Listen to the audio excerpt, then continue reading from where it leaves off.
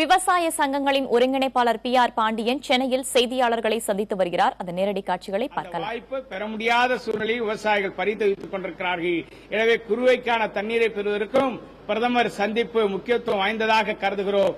எனவே இந்த கோரிக்கைகள் 32 கோரிக்கைகள் நிறைவேற்றிருக்கிறோம். குறிப்பாக இன்றைக்கு தமிழகத்தினுடைய முதலமைச்சர் சந்திப்பு என்பது ஒரு வலுவான இந்திய அளவில் ஒரு எதிர்க்கட்சி என்கிற அந்தஸ்தோடு சந்திக்கிறார். 50 பாராளுமன்ற உறுப்பினர்கள் ஒரே கட்சி அண்ணா திராவிட முன்னேற்ற கழகம் என்கிற அந்த கட்சியின் சார்பில் பங்கேற்கிற போது அந்த கட்சியை சார்ந்த முதலமைச்சர் சந்திக்கிறார் என்கிற போது பிரதமர் உரிய முக்கியத்துவம் கொடுத்து தமிழகத்தினுடைய உரிமைகளுக்கு முக்கியத்துவம் கொடுத்து நிறைவேற்ற வேண்டும். அதை வலியுறுத்துவதற்கு முதலமைச்சர் நீங்கள் எங்கள் கோரிக்கையை ஏற்று நீங்கள் வலியுறுத்த வேண்டும் என்று வலியுறுத்துவதற்காக ஏற்கனவே நாங்கள் அனுமதி கேட்டிருக்கிறோம். இன்றைக்கு இந்த கூட்டத்தின் வாயிலாக நாங்கள் அனுமதி கேட்டு மீண்டும் அவரை நினைவுபடுத்துகிறோம்.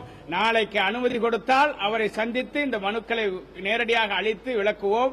சந்திக்க மறுக்கும் பட்சத்தில் வேளாண் துறை செயலாளர் மூலமாக முதலமைச்சருக்கு இந்த கோரிக்கை மனுவை நாளைய தினம் அளிக்க இருக்கிறோம்.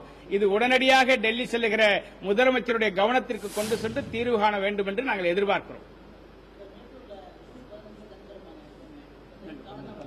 ஜூன் 12 ஜூன் 12 இன்றைக்கு தண்ணீர் திறக்கப்பட வேண்டும். அந்த நாள் இன்றைக்கு எங்களுக்கு ஏமாற்றம் அளிக்கிற ஒரு நாளாகத்தான் இந்த கூட்டத்திலே நாங்கள் பங்கு கொண்டிருக்கிறோம். குறிப்பாக இன்றைய தினம் தென்மேற்கு பருவமழை ஒரு வார காலம் காலதாமதமாக துவங்கியதனுடைய விளைவு கர்நாடக அணைகளில் ஜனவரி மாதத்திலிருந்து அணைகளை அடைத்து தண்ணீரை சேகரிக்க அவர்கள் மறுப்பதால் இன்றைக்கு அணைகளிலே தண்ணீர் இல்லை என்று கைவிரிக்கிறார்.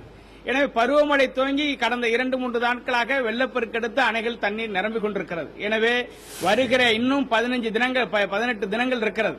ஆகவே ஜூன் மாதம் இறுதி வரையிலும் அந்த தண்ணீரை பெற்று ஜூன் இறுதிக்குள்ளாக அந்த தண்ணீரை திறந்தால் கூட அக்டோபர் 20 தான் வடகிழக்கு பருவமழை துவங்கும். அதற்கு முன்னதாக குறுவை அறுவடை பணியை முடித்து விடலாம். எனவே குறுவைக்கு தண்ணீர் இல்லை என்று கொள்கை நிலை எடுத்துவிடக் கூடாது தமிழக அரசு. அது கர்நாடகாவுக்கு சாதகமாக அமைந்துவிடும் என்பதால் வருகிற ஜூன் இறுதி வரையிலும் நமக்கு நடுவர்மன்ற தீர்ப்பின் அடிப்படையில் கிடைக்க வேண்டிய தண்ணீரை பெற்று தண்ணீர் திறந்தால் கூட சாகுபடி பணியை குறுவை சாகுபடியை முழுமையாக மேற்கொள்ள முடியும்.